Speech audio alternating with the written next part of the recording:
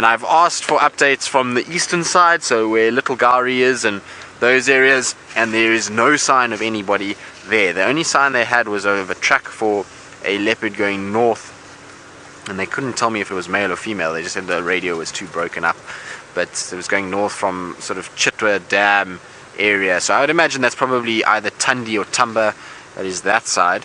But we will look for Hosana. I wonder if he's not somewhere here just sitting trying to sort of get out of this horrible wet grass. So the trees will be a good place to look this morning for a leopard, or termite mounds, bare termite mounds that might be a little bit more open.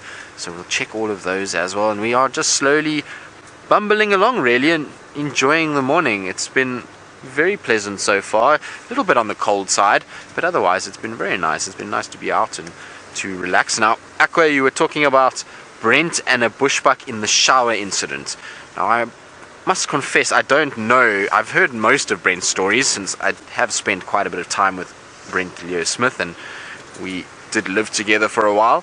So it's not one that I know. I do know he had a Nyala incident where the Nyala, I think it was a Nyala, was chased by wild dogs and jumped through the side window and ended up on his lap. And that was quite an interesting occurrence. But I'm sure it's probably, knowing Brent, has had some incident with a bushbuck somewhere along the line. He seems to get himself into all kinds of situations and has a story about pretty much everything out here. So it wouldn't surprise me in the least if he was confronted by a bushbuck in the shower. Whether or not he was attacked, I don't know. I feel like if he had been attacked, we would have heard that story more than once.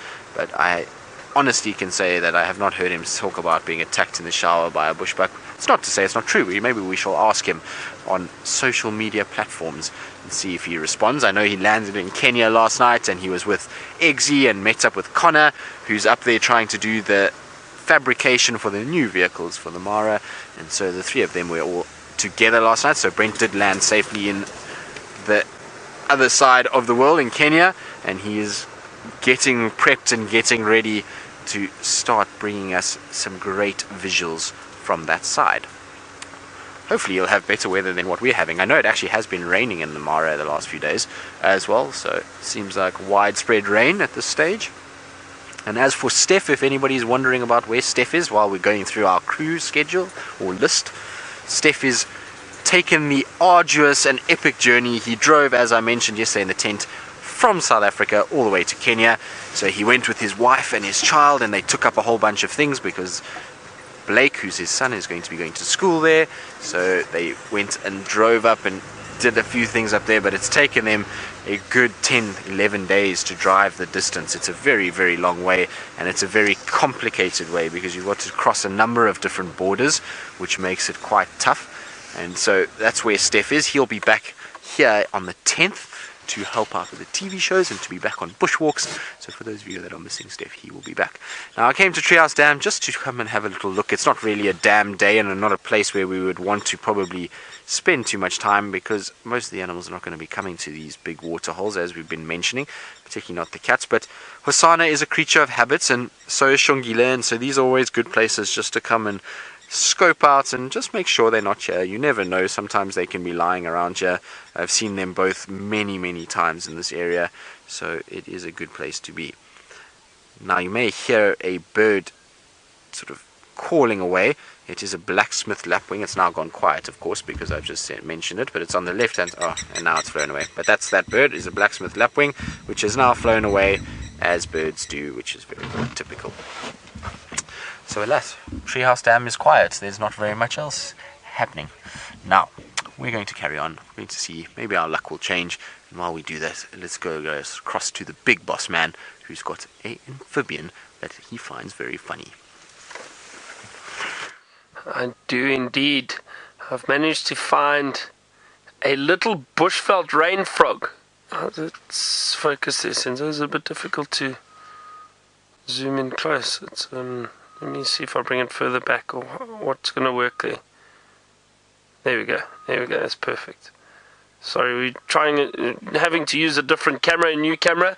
But this is a bushveld rain frog that Senzo managed to find just on the outside of the tent here. And look how it's puffed itself up. Now, they do that if they do feel threatened. And also they secrete this almost like milky white substance, which is quite distasteful, so to hopefully prevent predators from eating them, such as snakes or birds. That's a little bushveld rain frog. They are interesting little rain frogs. They do burrow. And they generally stay underground, and then after rain, so just like obviously the weather that we're having at the moment, that's why they start getting active and possibly looking to find a mate, and they will try mate. Interesting thing, there's quite a size difference between the male and the female, and the female, what she does is she actually secretes a liquid that forms like a glue-like substance, almost to allow the male to mate successfully with her. So they stick together a little bit, and that allows him to. There we go, Sensor. That's it. Chubby little frog. It's very cute, isn't it? Tiny little frog, the bushveld rain frog. And what I also find interesting with these little frogs is they actually can't swim.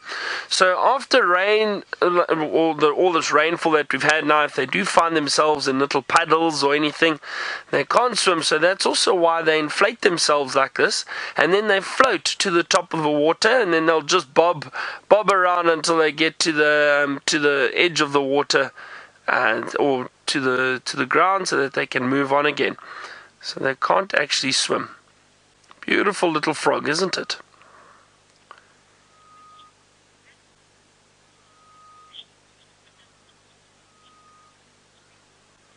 So Nancy, you asked about this white substance on the skin. So it is a chemical that it's excreting, and it is. Most frogs do it. So Nancy, what it is that substance is apparently distasteful. I don't think it's poisonous. This is not a poisonous frog, but it is distasteful. So if birds or other animals, predators, try and catch this little frog, then that liquid, that substance is used to cause that very distasteful flavor, and hopefully the birds stop feeding on, or the predator stops trying to eat it. And also by puffing up its body, it will also. Now, I wonder if we can't try to get this little guy onto our table, because I'd love to show you his little face. And there we go. Can you see his little face there? Look at that. It's very cute.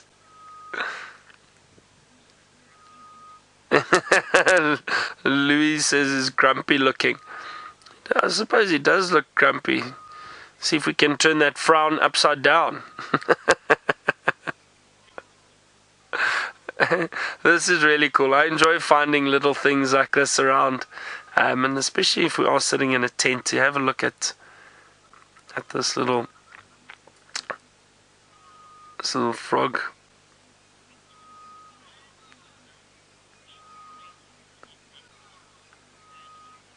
Brand Lover, you asked, where do the rain frogs make their homes? Well, Grand Lover, they all burrow. Most of the rain frogs burrow, so they do burrow underground, and then that's where they make their homes. And also, the frogs do sometimes go into almost a hibernation phase, where they'll burrow themselves down underground, slow metabolism down, and they'll rest there until the rains come again, and then a lot of them will dig themselves out and then look to mate once there's a lot of water around. So weather like we've had now, these last 2 days of rain, that will help a lot for frogs to possibly come out, mate a little bit, to maybe head down again, or just cause a bit of activity, because we are going into winter and they don't move around as much in winter. But I think because of this rainfall now, that has just caused a lot of activity from these little creatures. I know Taylor was speaking about it, was it last night or the night before? Also on safari, while she was driving around, she was looking for little bushveld rain frogs running around, or any little frogs that come out because of the rain. And you do see them on the roads from time to time. That's a nice little surprise, something different. See, I've got all my books out here.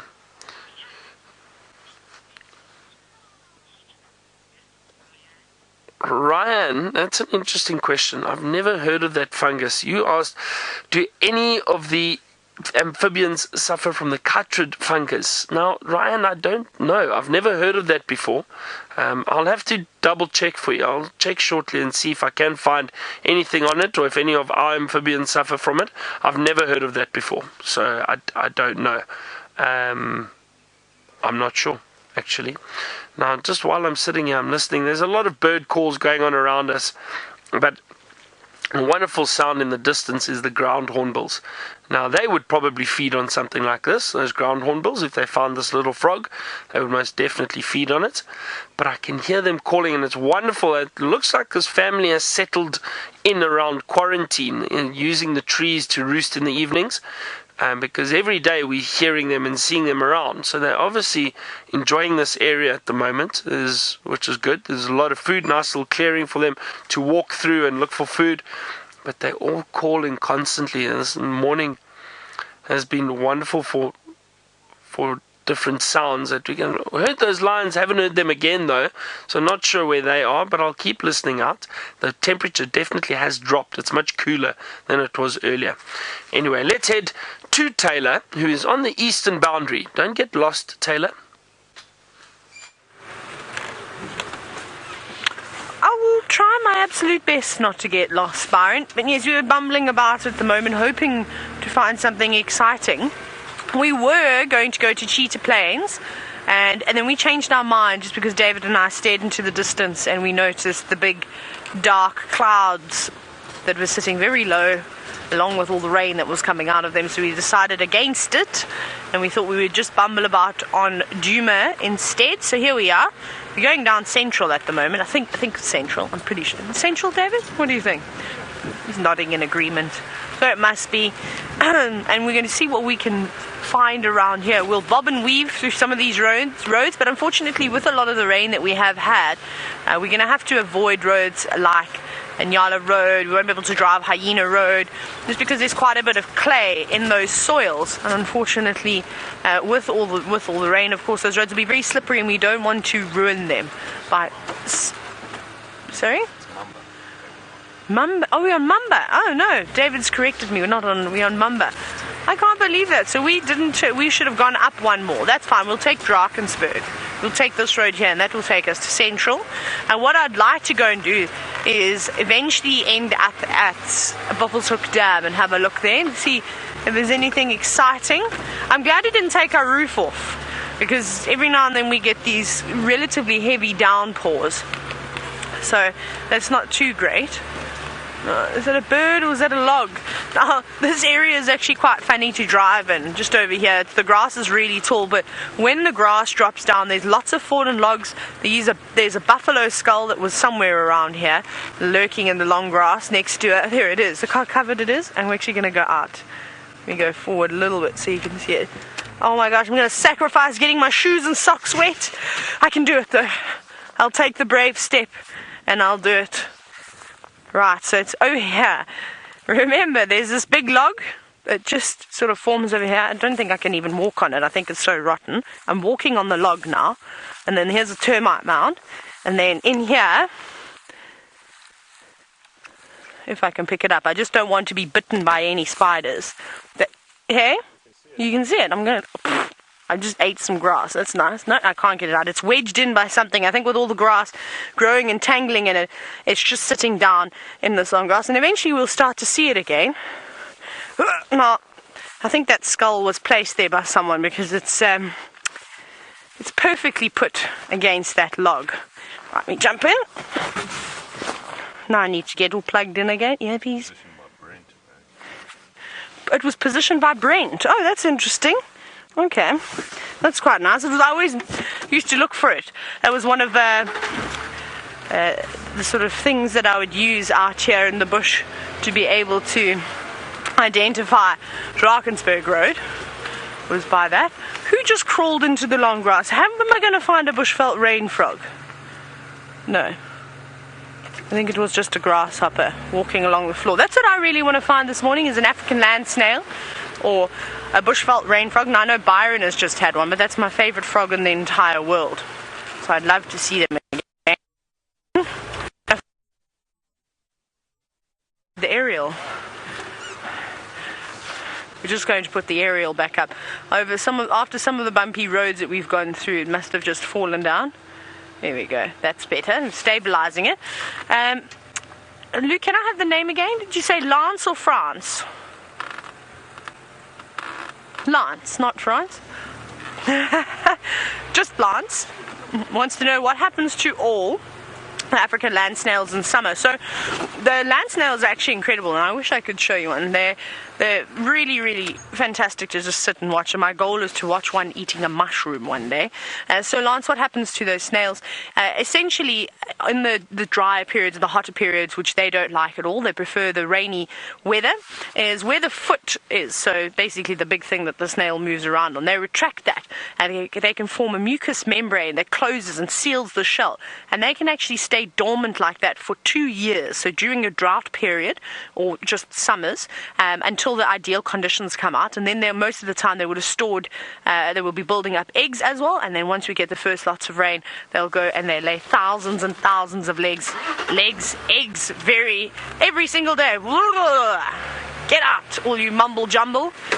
Goodness, it's horrible when that happens. You start stumbling over all of your words. So yes, so that's what they do, is that they'll go and estivate in the mud, or perhaps just underneath the tree somewhere, just a spot where they'll keep out of the sun and where they can stay nice and cool. But of course that mucous membrane does seal in all the good conditions and keeps out all the dry, harsh sun. They've got to stay in the shade though, I'm afraid. Let's see. I haven't even seen any trails, so I don't think that the snails are out. Maybe they'll be out by this afternoon. Perhaps it's a little bit too chilly for them to even start moving around. We finally reached our destination on Central, but we're going to keep going back up Drakensberg all the way to Buffelshoek Dam. We're going to send you back across now to Byron, who's in the tent, and he's got one of the strongest insects in the world. I do indeed, Taylor. Beautiful little ant that I've managed to find crawling on a silver cluster leaf outside. This is the Polyrhynchus. Beautiful little ant. But this has apparently got so much, what is that acid again? I forget the name, but apparently it's got a lemon flavour to it. Now, I've never eaten one. I know James has tried it. Very big abdomen, a sort of large ant, this very large ant compared to some of the other ants. Have a look at that little guy.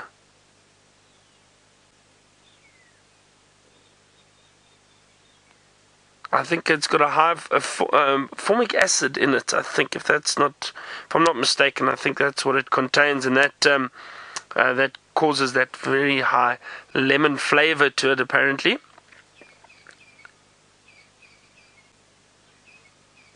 Look at that. Beautiful to see him walking around. I'm going to put him back out. Just getting back to that other question that we had about the frogs and the chytrid fungus. And apparently it does affect certain species of frogs in South Africa. It's a skin disease that frogs have picked up. I can't seem to find anything in terms of what causes it, but frogs do get it, and it has affected some species of frogs in Southern Africa, and it's caused a massive decline in the frog species around the world, not just here but all over the world. It's called the chytrid fungus. And it's the first time I hear of it, though. I haven't heard of that before. I don't think it's a massive problem, but obviously I think in polluted areas and then I think that's where it does obviously harm the animals. I'm going to stick this little ant back out here. Just watch out all these cables. Unfortunately, because we've had to change our little setup with our cameras, we can't leave the tent, so I'm completely confined to the tent at the moment, which is okay. It's not a bad thing. I'm happily sitting around, going to pour myself a cup of coffee soon. I've got my thermos with me. Look at that, very well organized, and a number of books which are great. Now, earlier Taylor was managed to find those bushbuck, and I was hoping they'd walk closer to the tent, but unfortunately I haven't seen anything yet. I will keep an eye out for them. But now, I wanted to show you I wanted to show you quickly the different types of antelope, which are all very closely related. So this is the bushbuck that Taylor saw earlier, well, not this specific one, but the bushbuck that Taylor saw. Now they are all part of the Tragelaphus family. Do you see that? Tragelaphus, however you'd like to pronounce it, Tragelaphus. But the three antelope in this family, and the one is the Inyala, the kudu, and then the bushbuck. So the kudu obviously being the largest. Let me just turn the page. Here we go. Our beautiful kudu, Tragelaphus stripsiceros. That's the kudu, and they all have spiral horns. The males all have slightly spiral horns, and they all have white markings on the body. So that is one way to see that all these antelope fall under the same family. So here are the Inyala. It's the male Inyala. Also that beautiful spiral horn with the white markings on the body, the stripes we know that we see often in these little chevrons between the eyes. It's called a little chevron. And then of course the little bushbuck. Now the young little male bushbuck you can just see over there. Sorry, over there. It's got little spiral horns, or they twist slightly, but much smaller than its cousins, the kudu and Inyala. So they are all part of the Tragelaphus family, or Tragelaphus genus. Alright, well, I'm going to see if I can find other little things around the tent quickly to have a look at while we're in here. But let's head over to Tristan Rainfrog Dex and see what he's up to. See how it is now, Byron? Is that how we're going, eh? Rainfrog. Sure. I reckon you're more built like a rainfrog than I am at this stage. I think I've got more the bullfrog build, and you've got the rainfrog build, but let's see. Don't know, we'll put it to a vote as to what we think Byron is in terms of the frog world. I don't know if Taylor wants to chime in here. Taylor's normally got a good, quick, chirpy answer for everybody, so we'll ask Taylor to ask what she thinks. But it is quiet out here. Craig is, ground hornbill. That's awesome. There we go. It was quiet out here until that happened. Except that it's flying away from us. Oh, they're descending from everywhere, Craig. We're under attack.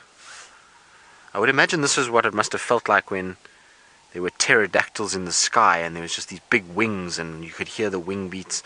I would imagine it would have been quite scary, but they've luckily landed on a dead tree in front. I'm not going to go too much closer because I don't want them to fly. At least we can kind of see them here. You can see those big black bodies with that white tip to the wings. What are you doing? Look at that. Isn't that interesting? It's almost pulling off the bark of this tree and the old wood, dead wood, and exposing whatever insects are inside there. Very clever. Well done. Now that looks like a juvenile. You can see the face patch is quite light in color. It doesn't look red, full red. When they are still young, in the first few months of their life, it is just a bare skin, and then it starts to turn a yellow color before eventually going to a deep red as an adult. I wonder if we can't sneak a little bit closer, Craig. Do you think we can sneak a bit closer? I think we can. That's quite far away. Let's hope that they don't run, because it'll be nice if they stay and we can get a little bit closer to them. But these must be the ground hornbills we've been hearing the last few days. I know Taylor yesterday morning was searching for them on foot and trying to find them, and the previous morning I also had them calling while I was on foot and was wondering where they've been hiding out. And this is actually the third time I've seen them here, so I wonder if they're not using this as an area. Here we go, Craig, they're right here. Isn't this amazing? I didn't think they would be so close and they let us get so close. But there we go. There's an adult at the bottom and then a juvenile above it, and I will hopefully see the adult turn its head, because you'll see just how much brighter the face is than the younger bird that's on top.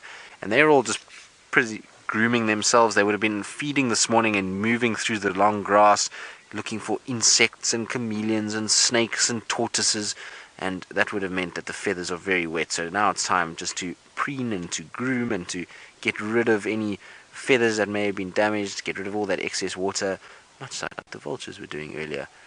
But they really are amazing looking birds.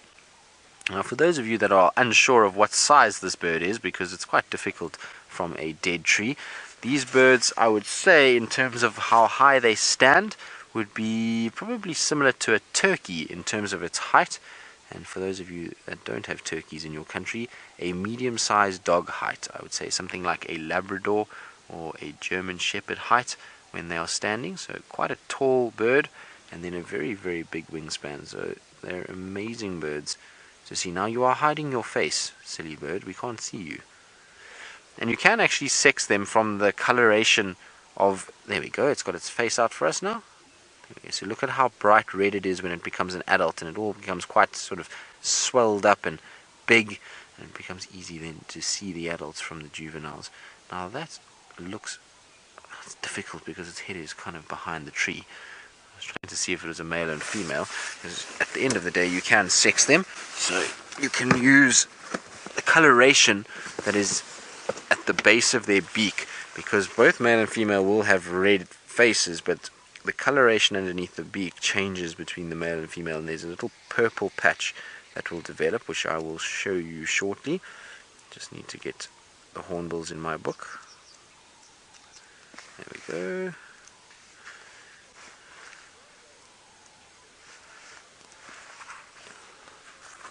So David, you're wondering if it's the family of 5. I think it is indeed. So I think this is the sort of group that nests on Torchwood every year, or Buffalo's Hook. It's that grouping, but I see 3 here and then 2 up ahead of us, so I would say family of 5. Right, so here is our ground hornbills, and you can see what we're talking about. The juvenile has that yellow sort of coloration to its face patch and its bare skin, and then as they get older they then start to get this red coloration that develops like we saw on that bird. Now the male will have the plain red sort of throat area, whereas the female, you see she gets that purple coloration that comes in underneath the beak, and that is how you can tell the difference between the male on top and the female below. So that bird that is at the bottom branch that we were looking at just now looks like a male because I didn't see any purple in there, but it does sometimes, it's a little bit difficult because it gets caught up in the folds of skin there, and you sometimes can miss those.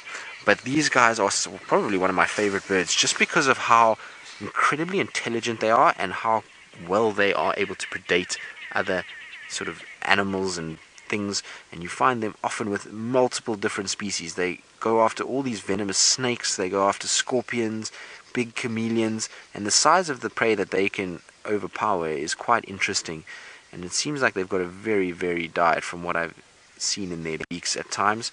They also are not opposed to going after small mammals like rodents. You can hear the arrow-marked babblers are making a noise. Now they are behind us, and unfortunately the rain is coming in, so we've got our covers down, so we won't be able to show you the babblers, but they are behind us making a racket.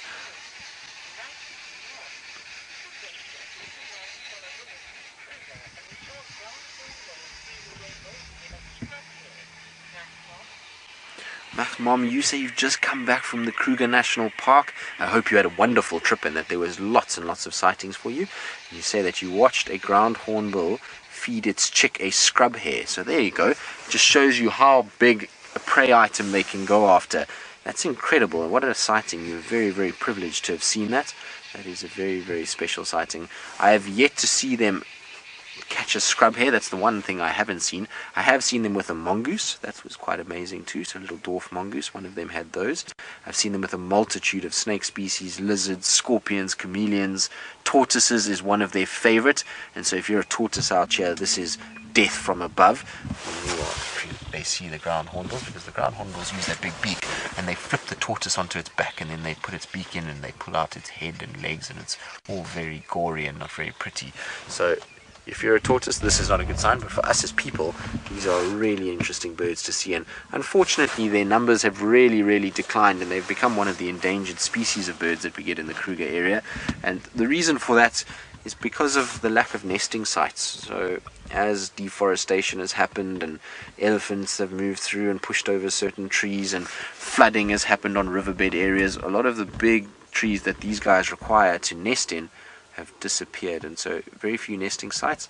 That, coupled with the fact that they have a very poor survival rate as chicks, you generally find the chicks get caught by all kinds of things, because sometimes the adults will use substandard nesting areas that are low to the ground, that things like genets, civets, leopard, they can all get in there, as well as varying species of snake, and they get to those chicks when they're still very young. So that is the reason why they've declined. Right, now I believe Taylor McCurdy has found a special individual that has been gracing us with his presence the last few days, so I hope you'll all enjoy.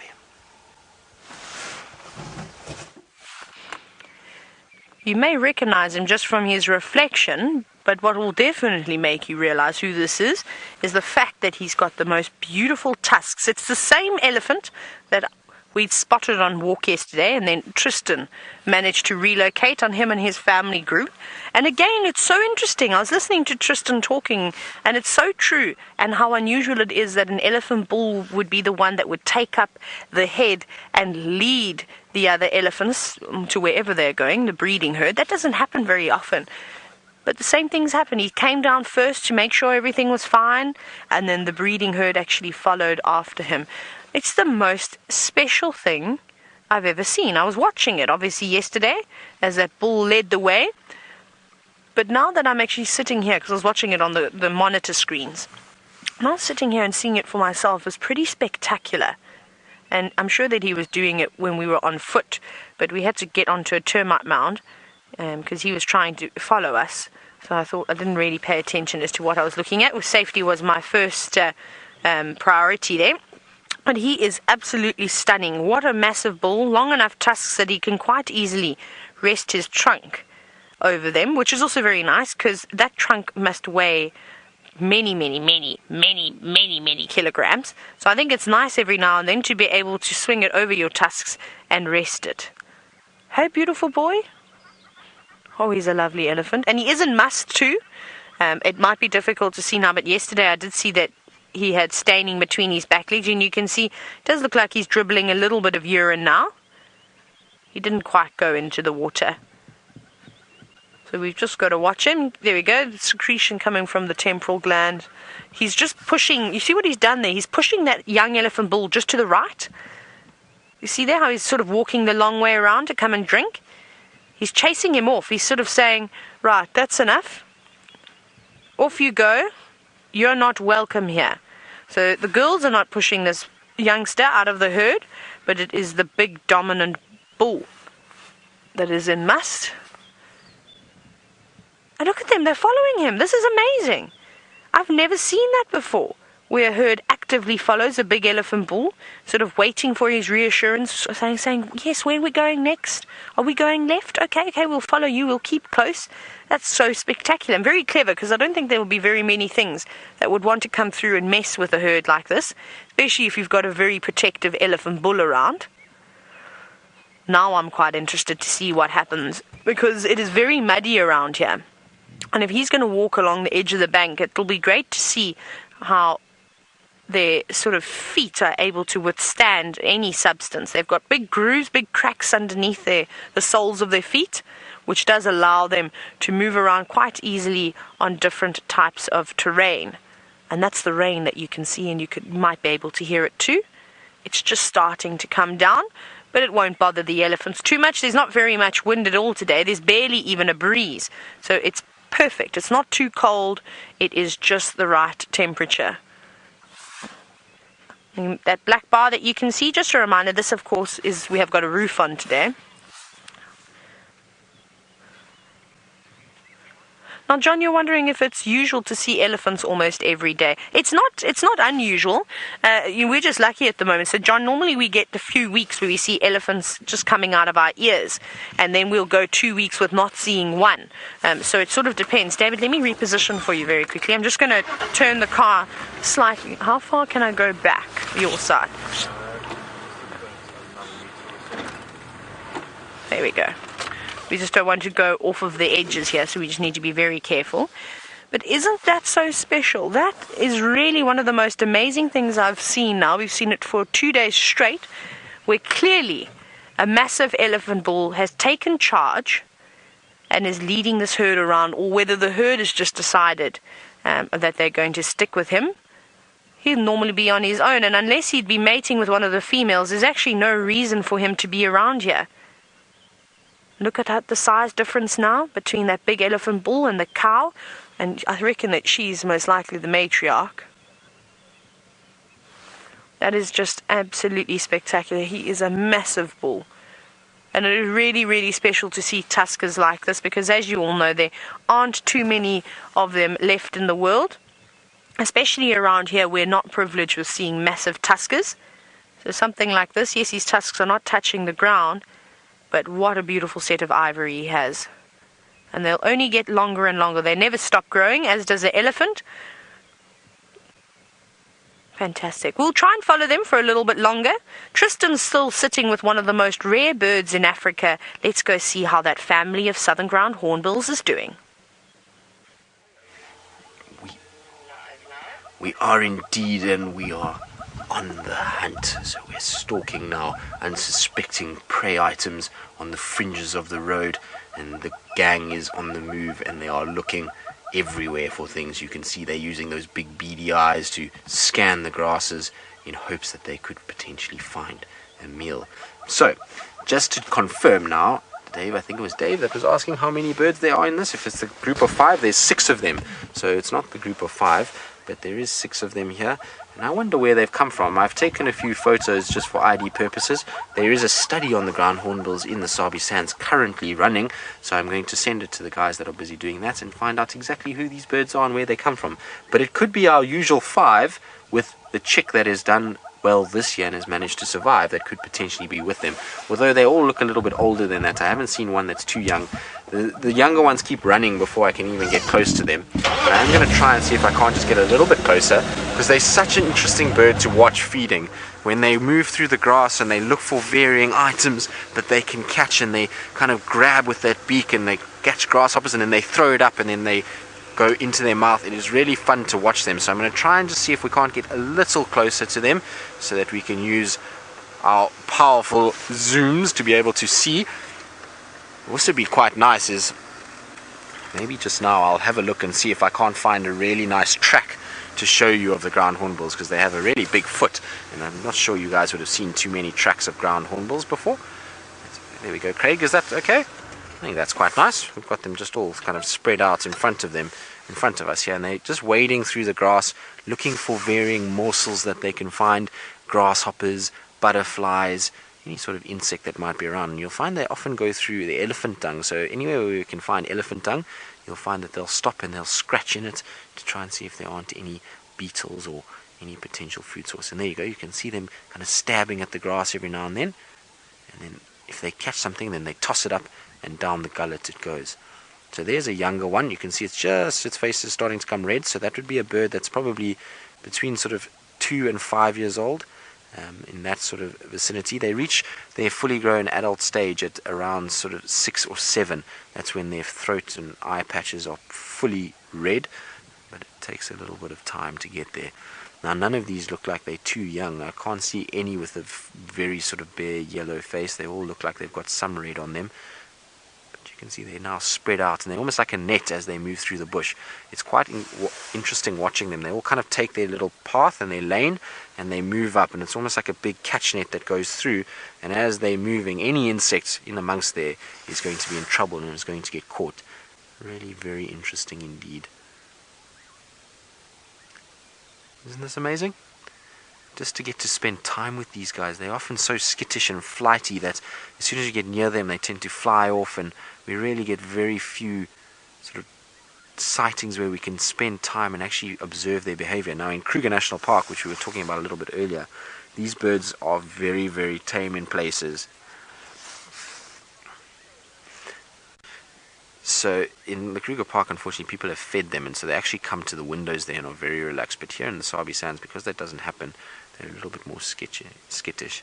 Now, Ryan, you say you can't believe how big they are and that you are wowed by their sheer size, and they are incredibly big. They're not as small as everybody thinks. You can see now that we're on the road.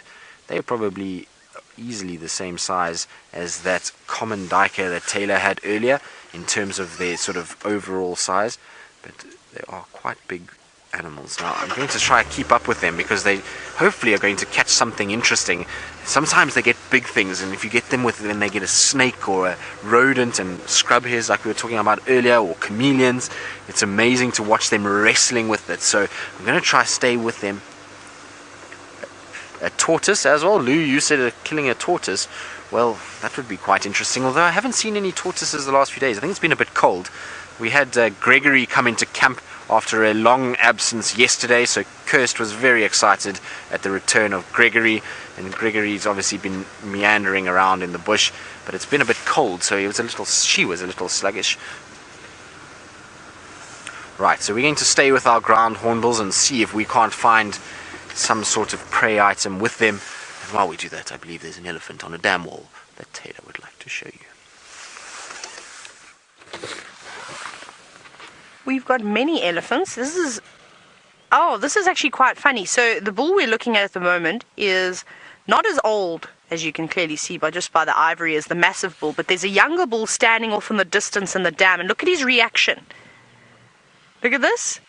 So he's not doing that to try and splash himself. He's trying to act big and strong now because he was chased by the big elephant bull. So I think he's feeling a little bit embarrassed. And he's acting like that towards this fella over here, which is really, really funny. Now, of course, on safari, you will see other vehicles, and that's one of the Cheetah Plains Rangers. That's Mike, just off in the distance, with all his guests. And I have to tell you, how amazing is that? His coffee stop, his tea and coffee, was disturbed by the elephants. Isn't that spectacular? And I'm sure that all of you would be so excited to come out on safari, and during your morning tea and coffee, well, to just have an entire herd of elephants, and particularly at a watering hole, an elephant bull with such big tusks is a very, very, very special. Now, this little fella over here is feeling very brave. I reckon he's only between about 18 and 20 years old, and the other bull was probably about, I'm just sort of giving ages, he's a little bit bigger, maybe 25, and the big bull could be anywhere. He's in his mid-40s to 50s. He's quite an older bull. You can clearly just see by the size, and of course his long tusks, massive ears, huge trunk, big feet, everything that goes with a large elephant. But these two are not happy with each other, or at least the one that's now splashing the water around, he's not very happy. Yes, you'll get your turn. Be patient. You can't just be the biggest and strongest elephant all in one go. These things take time, youngster.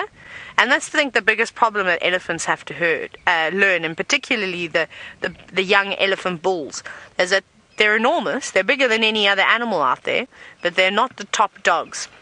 And it definitely hurts their ego slightly. You see it clearly. When they get reprimanded, you can see they feel embarrassment. They feel all these things that I'm sure we as humans feel too, which is really special. But you're very far away and splashing around. I'd be more impressed if he walked a bit closer to the other young elephant. But he won't do that because he knows he's had his match met, and the big elephant bull could also come and intervene and sort both of the youngsters out at once. I've definitely seen that a couple of times. Oh, going in for a swim now. Oh, now we can see how deep Buffels Hook Dam is. There we go. And that's right at the edge, so it's relatively deep. It'll be interesting to see as he moves towards the middle now. Look at him. He's slowly going under. And this is a favorite thing of an elephant to do, is spend their whole time going in the water. He's like a submarine now, head first, bottom in the air. That is a very compromising position to be an elephant. Imagine coming around the corner and it's your first time on safari, and you just saw an elephant's bottom with its tail in the air, in the water. I think that would be quite surprising. And he's going to have a swim now. He doesn't care that it's raining. He's saying, I can do whatever I want. And I will do whatever I want. Oh, this is great. It's the most perfect day.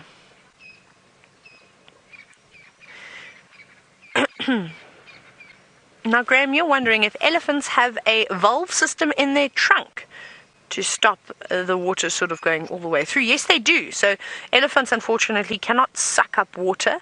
I've just been distracted. There's also a heron flying around, but we'll have a look at that in a moment. It was fishing, but like I said, let's enjoy this elephant. So yes, it is. So they can't suck water up right through into their sinuses and into their mouth. They suck it up about 10 liters or so and then squirt it back into their mouths.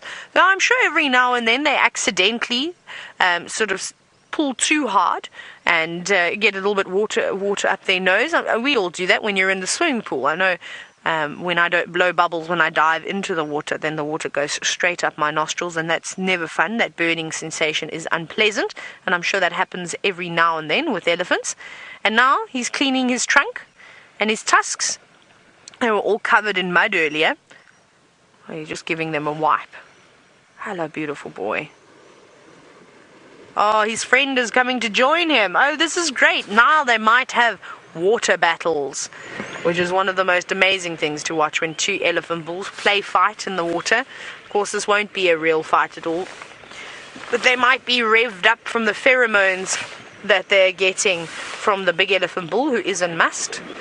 Come on, boys, push and shove each other. Clearly, straight away, you can see the size difference. The elephant that's closest to us is absolutely dominating. Now, he's not trying to mate with this other elephant bull. Mounting another male is often a sign of dominance. It's what they'll do after they push and shove each other around. We see it with giraffe, we see it with kudu, we see it with elephants, and most of the animals. Dogs do it particularly well too. But they're just having a bit of fun. They might even live together for the next couple of years. It's very common to see that with young elephant bulls joining up with bulls in a similar age. And they might actually just want to learn from the big elephant bull, and that's why they're following him around, saying, teach us, show us the way of life. And he's not interested in doing that. Not at the moment, anyway. Well, this is great. Swimming elephants on a rainy day. I don't think any of us could have guessed that this is what we were going to see this morning. Now, Mr. T, good morning to you. You're wondering if big elephants accidentally kill smaller elephants while playing. I've never seen that. I don't think it's impossible. Elephants are actually quite gentle. However, when a big elephant bull is in must, it's almost like he forgets all his manners, and they can become a bit boisterous, and that's often why the females aren't so tolerant of the bulls, is because accidentally, as he shoves through trying to find the one cow that is in estrus, he could indeed knock over a youngster, or unintentionally if he's boxing with another elephant and they're pushing and shoving each other around. And we've had it before. I've seen elephants accidentally reverse into cars because they're pushing and shoving, not even realizing that they're there. So they become completely oblivious to their surroundings and are just focusing on one thing. So most certainly, I can only imagine that it would not be very pleasant and the cows would not be happy. Even if a little one was just bulldozed over, there'd be a lot of trouble. So whether it could get to that, I'm not sure, but I don't think that we can rule it out. But little elephants are pretty clever. I think they know that they just need to keep out of the way. Mom normally ushers them to their side. Sometimes they form protective circles, putting all the little ones in the middle, sort of just preparing for the chance that something could go wrong. So they're pretty good at that, elephants. Hey boys, you're having the best time, aren't you?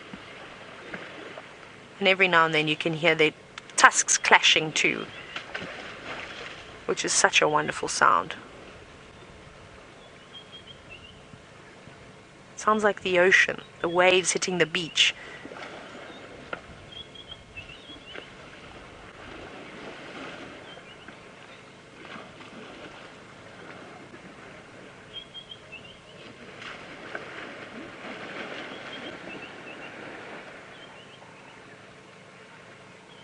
How are those sounds? Aren't they just so soothing?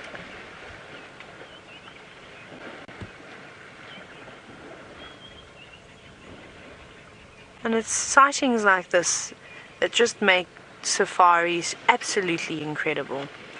We have been very fortunate. We've seen many sightings of elephants swimming and youngsters playing. And this is something that I wish that I could see every single day. I don't know why people don't come on safaris when they're feeling sad, because when you come out and you are feeling a little bit depressed, or maybe you're just having a miserable day, nothing's going your way, I can promise you right now you'll sit here. Oh, there goes the heron I was talking about. It's just about to fly away. There's a big grey heron. It's changing position and disappeared. Probably because the elephants were going straight towards where it's sitting. But if you were very upset, I can tell you right now, sitting in this sighting would just turn your entire world the right way around again if it was tipped upside down. It is so special to sit and watch something like this. or even just those two little elephants this morning as they were pushing and shoving each other around. It's almost like we become oblivious and forget everything else around us and just absorb the beautiful nature. It's amazing how nature can make one very, very happy. Natural endorphins. Now this is what I used to see in the Great Zambezi River almost every single day. As the elephants they'd swim across normally first thing in the morning, especially in winter when they were, the heron is going to fly straight over the top. Whee! Land on the back of the elephant. Nice work, Darby. Hey, how's it? Camera skills from Dangerous Dave. Very nice. I think this bird is hoping that if it feeds that side of the elephants, maybe there are going to be some fish or frogs. With those elephants tussling, maybe it will sort of push them towards the shallower waters. They prefer to walk around in shallow waters, not such deep water. How great is this? And they'd perform for an hour. Lots of them, young ones, would panic a little bit actually crossing the deep channel, so they'd get across pretty quickly. And then they'd play in the shallows, and the bigger bulls that could stand would have the best time. But look at him now, sticking his tusks into the sandbank, loosening it up. Maybe he's going to try and take some and put it over his body. How cool is this? So there we go. Now you know why the walls are like that. It's because of the elephants. They're contributing to the erosion. But of course this is natural erosion now. And I don't think you're going to climb up there. He's having the best time of his life. Look at him. He's very relaxed. What are you doing? I'm just going to take a nap quickly. Just a quick nap here against the wall. And I'm sure that feels nice when an elephant is able to use a bank like that to rest up on. It makes it a lot easier for them to get up. Because getting up when you lay down on the flat ground can be quite difficult for an enormous elephant. Little ones find it easier. They sort of do this rocking motion, which is hysterical. But he's just taking it easy. What is the day today? David, do you know? Monday! He's having a great Monday. I think this is how every Monday should start. Elephants swimming in the water and just being absolutely ridiculous. Such hooligans. One on the right has seen his opportunity. Now he's gone, you're sitting down. Now I'm bigger than you. For the first time, I'm going to push you while you are weak. Look, now he's struggling to get up. Look, he's pushing him quite hard too. You better be careful, because as soon as he gets up again, just remember, you're going to be in trouble. Oh, very cheeky.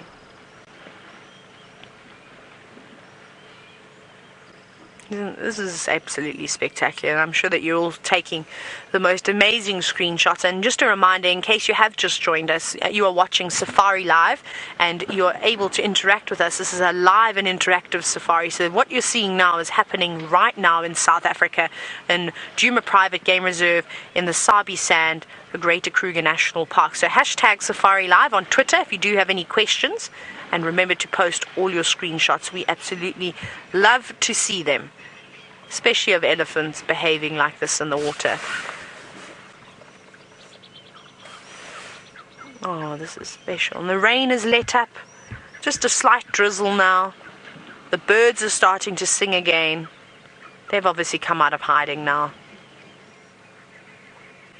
What a perfect Monday. I don't think it could get any better than this. And the rest of the herd has actually moved on, including the big elephant bull that was hanging around, keeping an eye on these two. I think that he's realized that, right, they got my point. I told them to leave me alone and my family alone, and that's exactly what they've done. So there's no point to stick around. Oh, don't get too excited, elephant bull. That's a boy.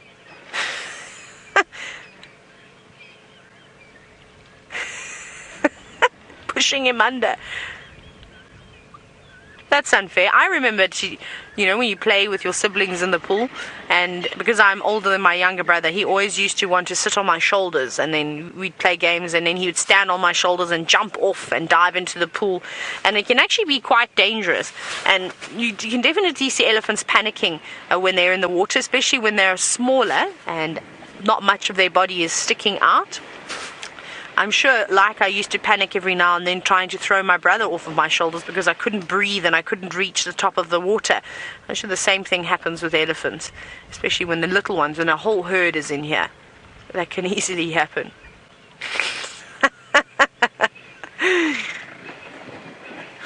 Now, Lara, you're wondering if they could be brothers? I'm not sure. I don't think so. And just because the male structure within a herd is so loose, they really don't have a role other than just popping through every now and then when they're in must searching for estrus cows.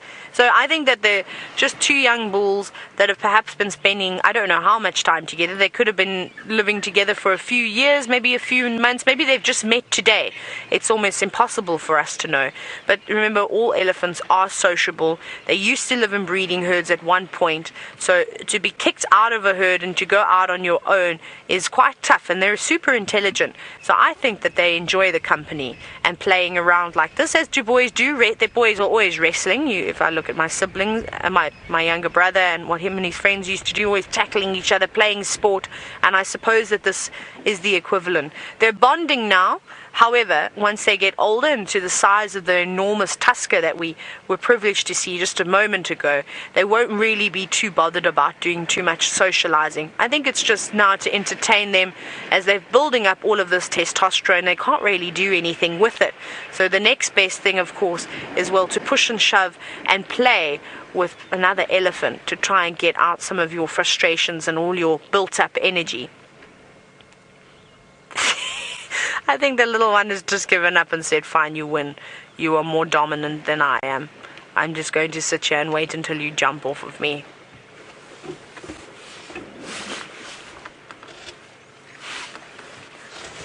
Now, Preetam, you're wondering if elephants ever break their tusks while playing or fighting. Most certainly.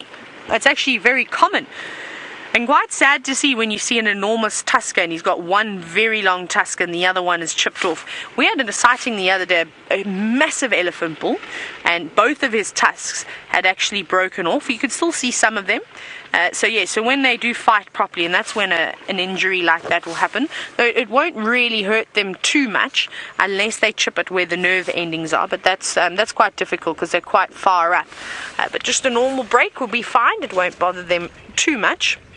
But I'd love to hear or witness tusks being broken during a massive sort of disagreement with two elephant bulls. That must be really, really, really spectacular. But I think these two are getting ready to finish up playing. They keep coming closer and closer to the bank, which will be interesting to watch. We watched one elephant walk down that very steep bank, but it would be great to see how easily they are able to, well, come straight up the same place that they went down. And there's, Davy, if you look just to the left of those in the distance coming down towards the dam, yes, sort of where your screen will go up a bit more, there's an entire herd. There we go, just to the top left corner there's a whole herd of elephants, some more. I don't know if they're cows, it's a bit difficult to tell. I don't know if there are some more young bulls, but I suspect that they're going to walk the same route that the other herd has just done, and maybe they'll come down and join these two, which will be something to look forward to. See, they're not bossing each other around as much now. They've definitely settled down a bit.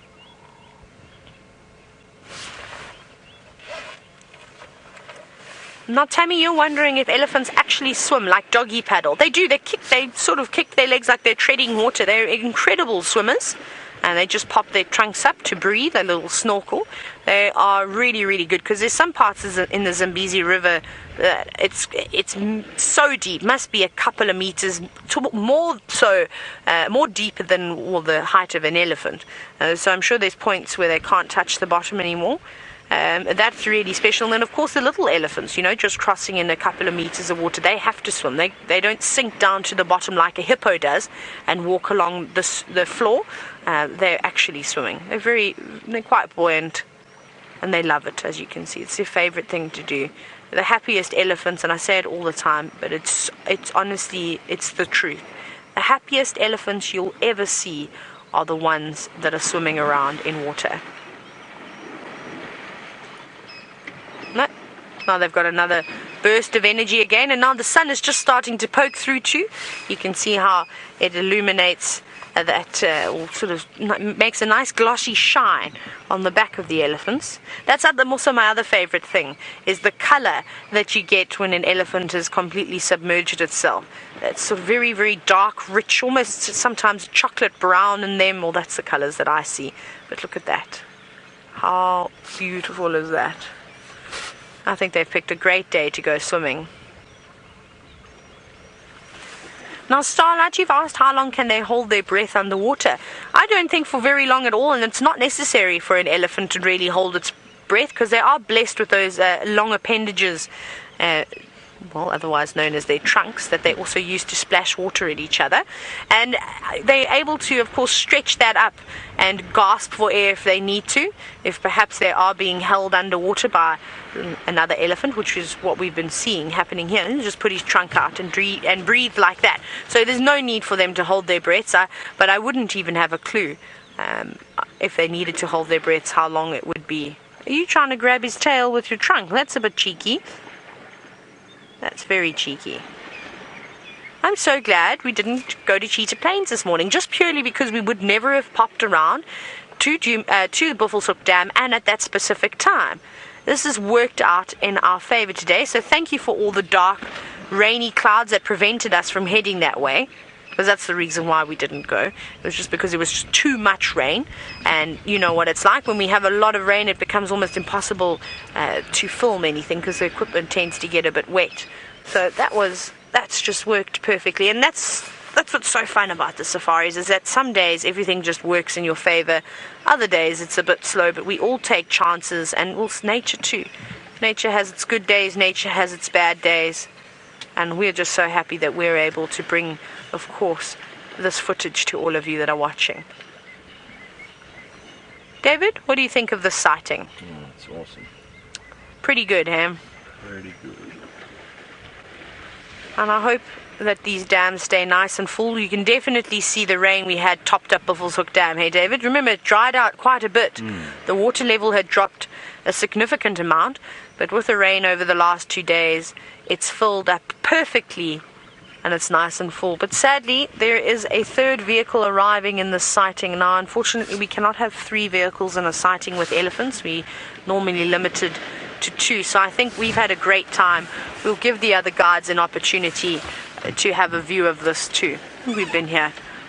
This is pretty special though, and hopefully we'll be able to see something like that again. So what we're going to do is we're going to make some room now, and we're going to go back across to Byron, who is still very cozy and in his tent, and I wonder if he's made himself a cup of coffee. I have indeed, Taylor, but I must be honest, I would gladly swap places with you. That sighting is unbelievable. That was such a wonderful sighting. I mean, I would never have thought I'd see elephants swimming in weather like this, because it's quite chilly this morning. It's fairly cold and rainy. So to see those 2 young bulls in the water playing around like that, that was magnificent. Taylor, you're so lucky. I'm very, very happy for you that you got to see that, because you all know how much I love elephants, and so I'm very, very jealous. I'd gladly trade places with you.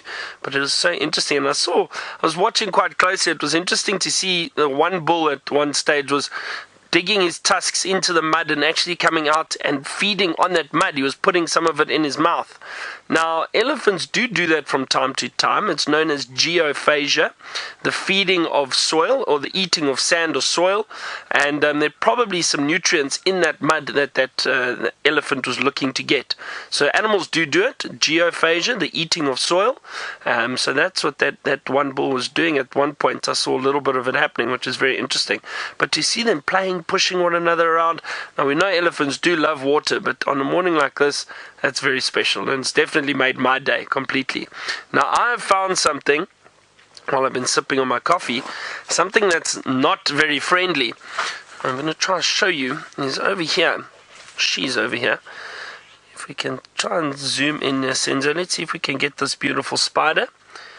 It's a bit difficult. Let me see if I tip it like this. Can you see it there? And you can see that red hourglass underneath the abdomen. This is a black button spider, everyone. One of the most venomous spiders we have in southern Africa. You can see that red hourglass at the bottom of the abdomen. That's perfect, Senzo, right there. And that's called a black button spider. Just put this down again. But it is a very, very venomous spider. Now, they have got neurotoxic venom, so it attacks the nervous system and that. But I wanted to read something to you just about these black button spiders. So the bite is felt as the spider sinks its fangs into the skin, and after about 10 minutes, pain spreads to the lymph glands closest to the bite site. Muscle cramps and joint pain develop as abdominal muscles become rigid. The facial expression becomes contorted. Eyelids and lips swell, and the jaw muscles contract. So it's not a very pleasant bite from the spider. Speaking of which, I hope I don't have one on me. So this spider is not a very, very pleasant spider. Now we've got three main spiders, I suppose, that are the really venomous ones in southern Africa. So that black button spider, or the brown button spider, two little species, and then the sack spider and a violin spider. Those are the worst spiders to be bitten. However, this spider has not necessarily caused many deaths. Apparently it's only 1% of all the bites recorded have caused a death. Now that's most likely perhaps either a little small child that wasn't able to get medical attention, or an adult that had possibly a heart condition, something like that, that venom would react in even worse manner than it would normally to a fit, healthy adult.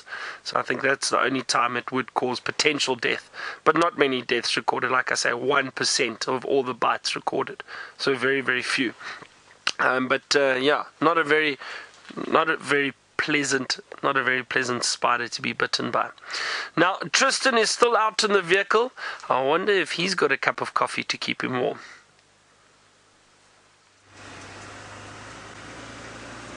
I don't, Byron. We need you out here. We need you for coffee. Although this is a tea vehicle, so I've got Craig in the back, who is a tea man, and I'm also more inclined for a cup of tea. But we need your services, Byron. We need your flask and your morning stop, that we could just come past and grab a cup from you. It is quite cold out here, actually, and we're in the Milwaukee riverbed, which is a little bit cooler since it's lower, and we're trying to see if there's any sign of maybe Shungile or Sana sneaking around in the riverbed, but so far nothing. It's all been very quiet. It's very pretty in here, I will say that, and after the rain everything's quite bright and lush, and it's a really nice place to be driving. There we go. Now Byron earlier was talking about certain species of this particular family, so there we go. There's a kudu, Tragelaphon family, where they've all got those spiraled horns, and that is a young male kudu. Isn't that beautiful? Hello, little guy. So this is still a small male. His horns have only twisted for the first time, and so he's probably now approaching, I'd say, about 2 years. So he's still not going to be of breeding age yet. Strange that he's on his own though, because generally a kudu of that size would normally still be with either females or some of the other males. They typically don't spend too much time on their own. But doesn't he look regal up there? Sitting on top of the bank of the riverbed, watching over what's going on. Now, unfortunately, we haven't heard him bark or anything like that, which would tend to suggest that there really is no sign of a leopard in this particular section. But you never know, maybe Hosanna's lying in wait, stalking him. We'll still keep up hope and see if maybe he's not somewhere here as our kudu disappears over the ridge. But it seems like Taylor had a fantastic elephant sighting, which is great. I'm thrilled for her. It's always so much fun when elephants start playing in water and they swim and carry on.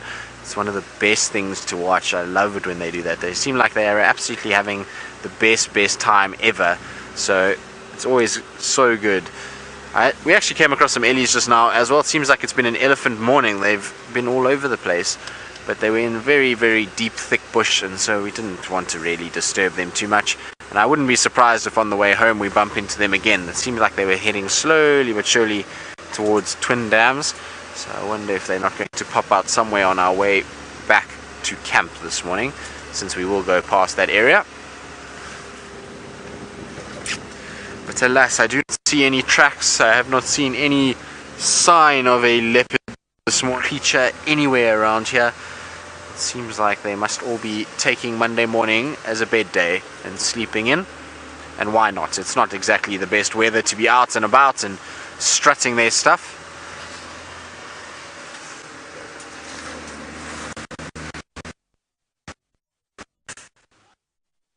I agree, Lou. That is a duvet day. I would definitely agree. It's fairly cold. It's a bit miserable out here. In fact, the last 2 days have really been very, very good duvet days. Craig, do you like a duvet day? I'm always in for a duvet day. Craig is always in for a duvet day. Okay, Craigie, so I take that as a yes. When Craig says that, that is like him jumping up and down, ecstatically shouting that he loves a duvet day. Craig is our least expressive cameraman, I would say.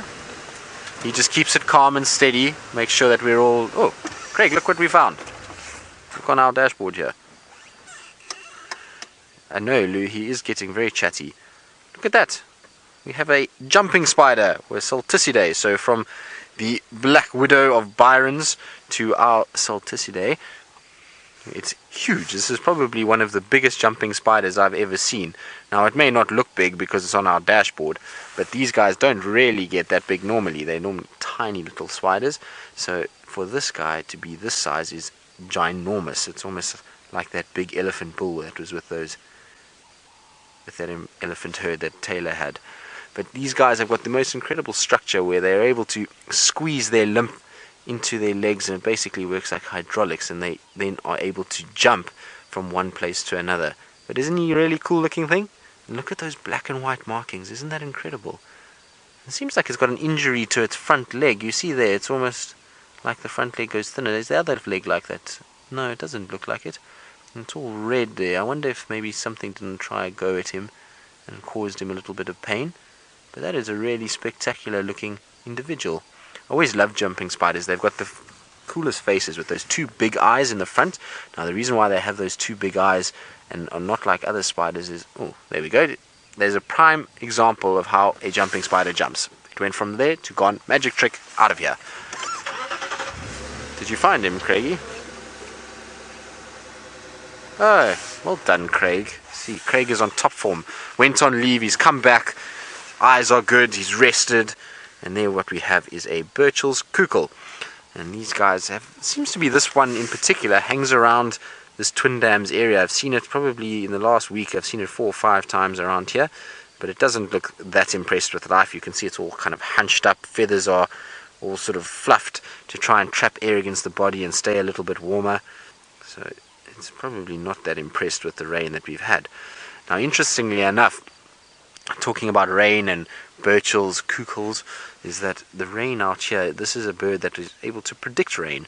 So when we start to hear this bird calling, we know that rain is about and is imminently going to arrive. And they really are very accurate. It's amazing how often you do hear them just before the rain starts. It's a pretty incredible thing. So we call that a bioindicator. And these guys are probably better than most weathermen out there when it comes to predicting of rain. I'm quite surprised actually this morning with rain. I would have thought we would have got a bit more wet. It kind of broke up and it looked like we were in for a sunny, clear day, and then all of a sudden this cloud came from the east and it looked really quite nasty, as though we were going to get the same kind of rain that we had yesterday morning and afternoon. But it now seems to be clearing up again, which is great news for us. It's always better when the sun shines on Game Drive. Famous last words, Lou. You reckon? You reckon we're going to get wet before we come home? Maybe. This is what happens. Lou says there's no telling with this weather, and I agree, Lou. It's been very interesting. It shouldn't be raining at all now. It's dry season. The Impala rut is normally the end of the rains, or start of the dry season, should we say. And yet we are slap bang in the middle of probably some of the best rains we've had in the last few months.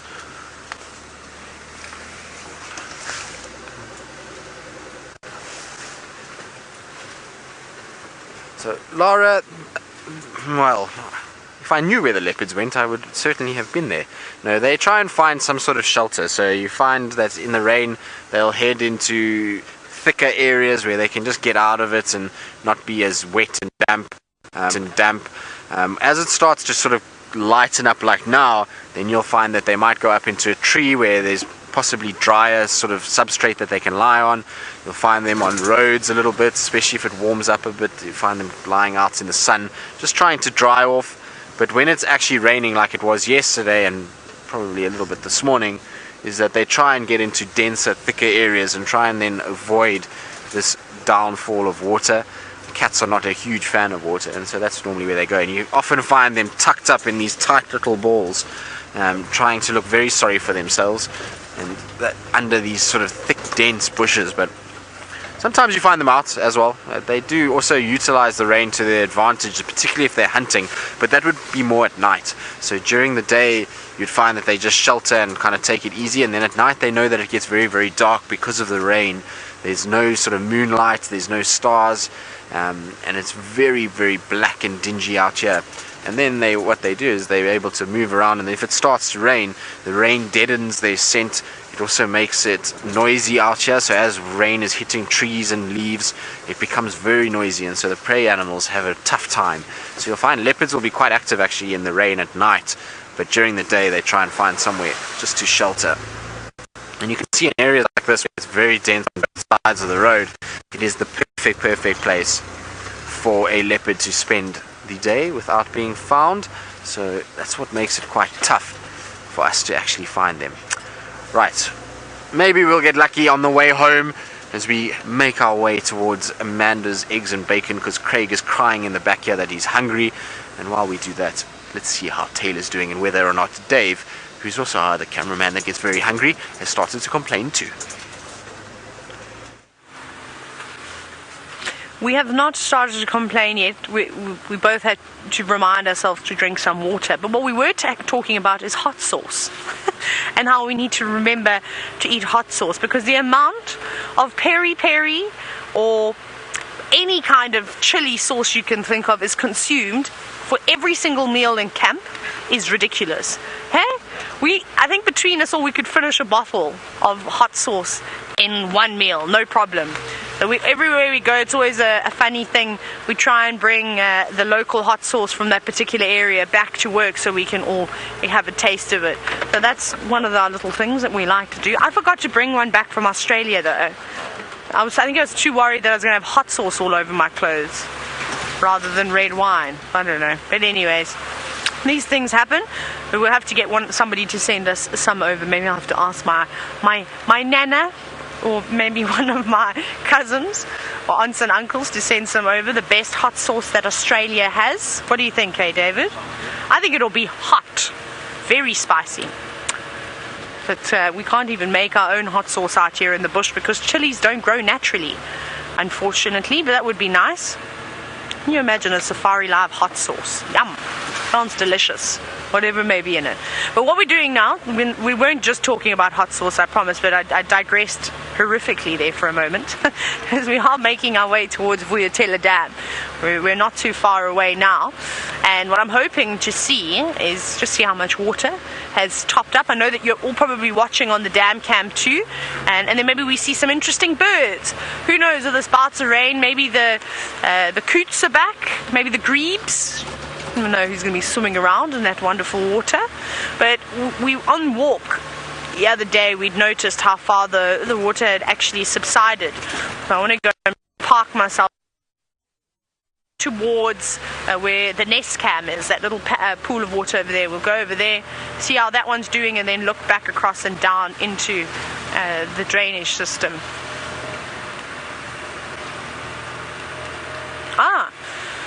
Oh my goodness. So Louise has made a request. Louise is directing. She would like me to describe the chili sauce that I bought for everyone yesterday. Yesterday I went to town. I did a town trip and I picked a Geraldine up. David looked behind the car, so I also had to look behind the car. I was wondering what he'd spotted. It was a log. So the chili sauce that I bought yesterday was not our original one. I haven't tried it yet, so I'm going to try it this morning.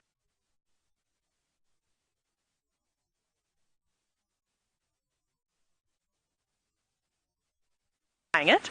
So let's start here. Let's actually just look up in front. You might see me on the Nest Cam. I'll wave. This actually hasn't collected much water at all. It seems as though that it's been absorbed. Remember, I threw the rock into the middle. It was with you, hey David. I threw the rock in there. That hasn't filled up very much, but that would be even more of a death trap now. Trying to walk over there, and you'd properly sink. And then I'm going to change our position again now, so that I can angle it a little bit better. Go back, because what I want to show you is actually just here on this corner. So we'll just pull off the road slightly. Look at how much water is again gathered up just around the corner. Maria, you say, what a South Sea safari it is. I was going to do a alliteration towards the end of the show. I was going to say something along the lines of dodging, dung, duvet day, and dove off. But now I think we could probably go to the S's, the saucy sunless safari. I don't know, we'll come up with something really good. But look at all the water. There's plenty of it. It is definitely filled up quite a bit. There's a few more meters now. So that's great, because with all this water brings lots and lots of life. So I'm hoping that we're going to see some frogs again.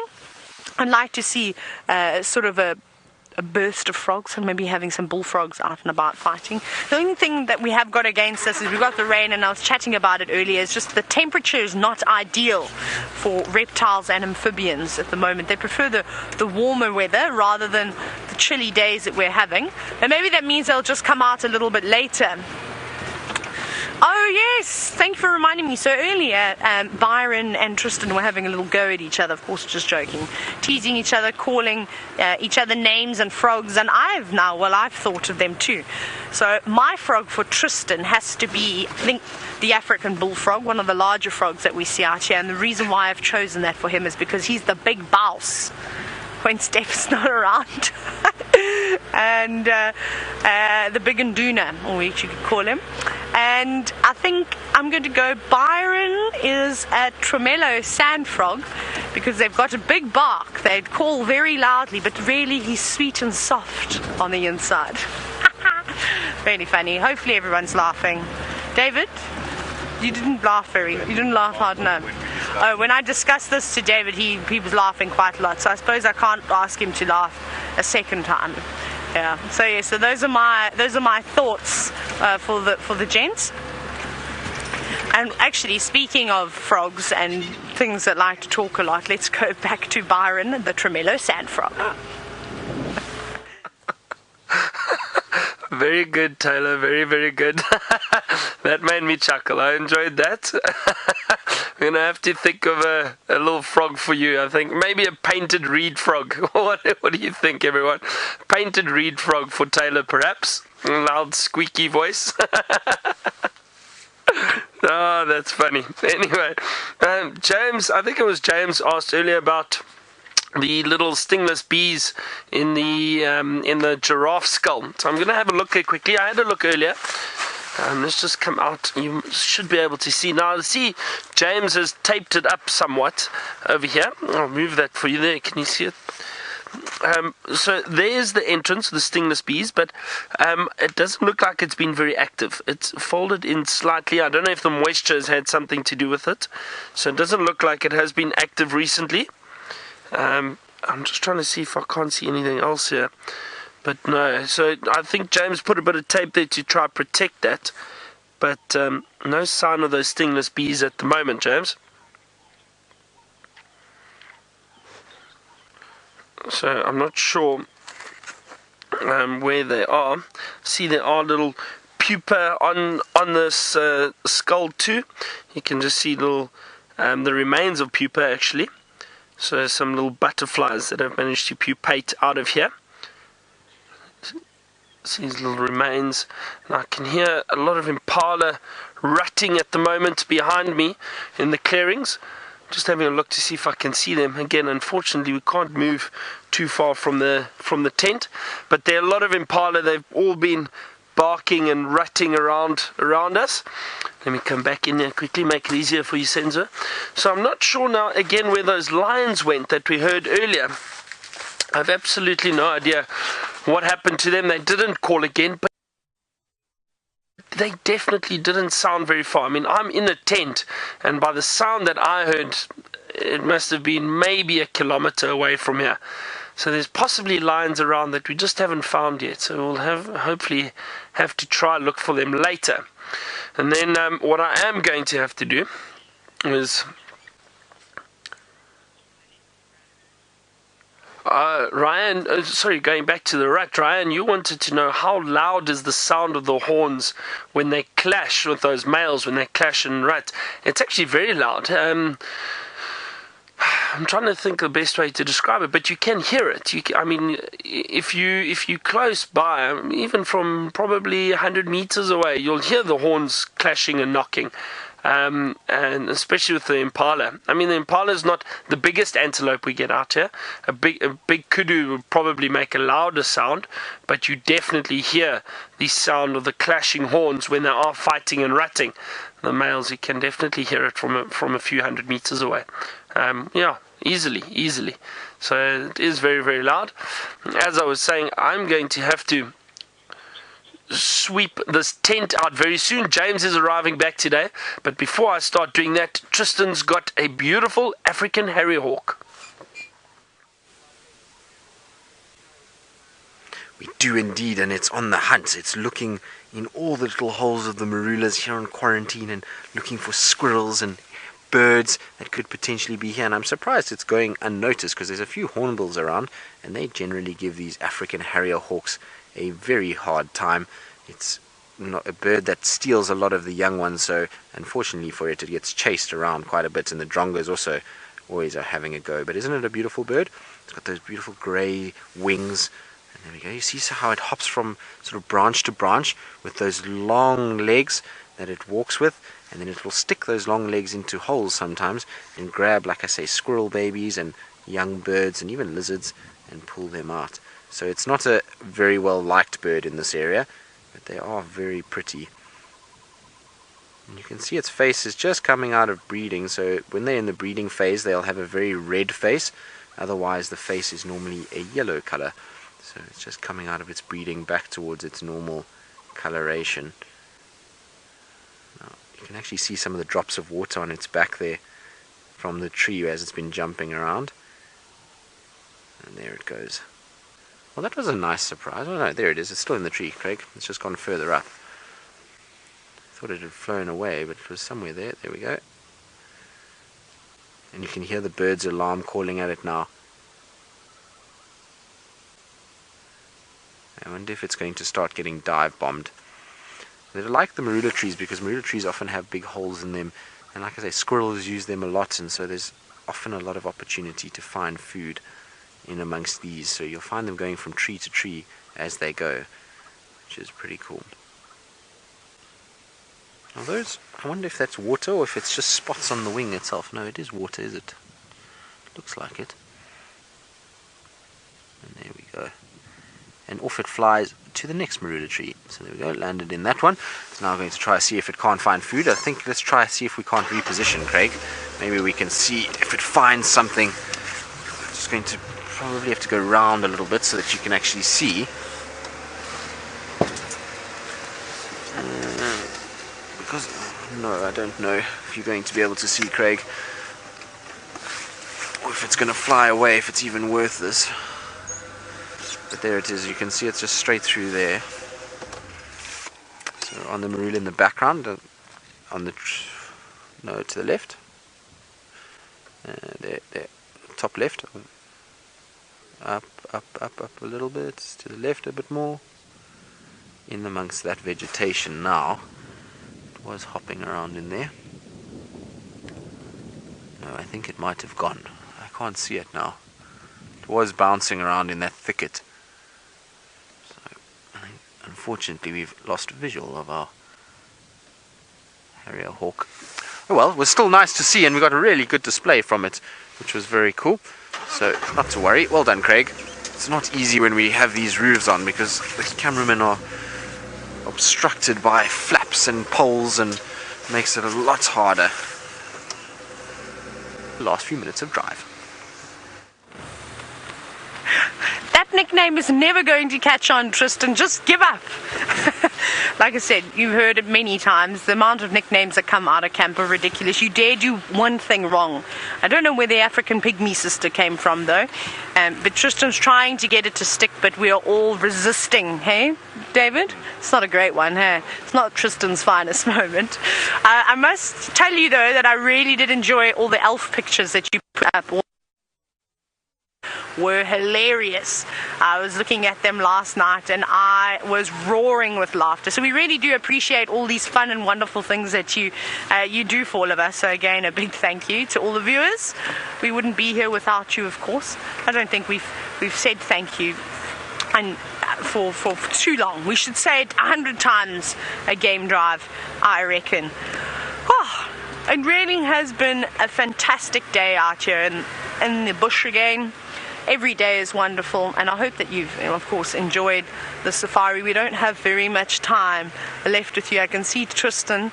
He's trying to do a sneaky and beat me to the hot sauce. You will not get the hot sauce. I will get the saucy sauce first. We're just here, and we're basically almost home.